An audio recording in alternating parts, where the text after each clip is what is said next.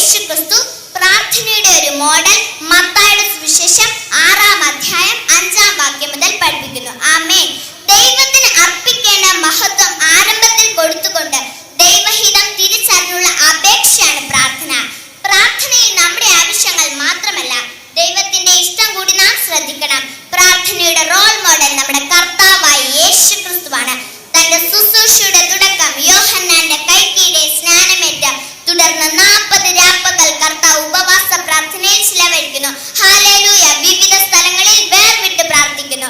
ശിഷ്യന്മാരെ തിരഞ്ഞെടുക്കാൻ കർത്താവ് പ്രാർത്ഥനയിൽ ഉറ്റിരിക്കുന്നു. കാൽവരിയുടെ കുലക്കളത്തിൽ ക്രിസ്തു തന്റെ പ്രാണനെ പിതാവിന്റെ കയ്യിലേൽപ്പിച്ച് തന്റെ ശുശ്രൂഷ തികച്ചു.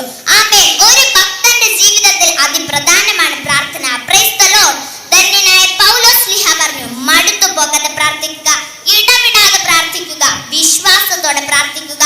പ്രാർത്ഥന വീഴുവാൻ പോകുന്ന ഒരുവന് ഊന്നുവടിയും സ്വർഗത്തെ തുറക്കുന്ന താക്കോലുമാണ്.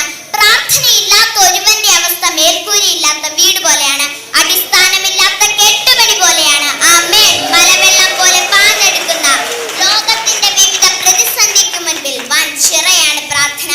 പ്രാർത്ഥന ഒരു കോട്ടയാണ്. പിശാച് പ്രാർത്ഥനയെ പേടിക്കുന്നു. അസാധ്യ കാര്യങ്ങളെ സാധ്യമാക്കുന്നതാണ് പ്രാർത്ഥന.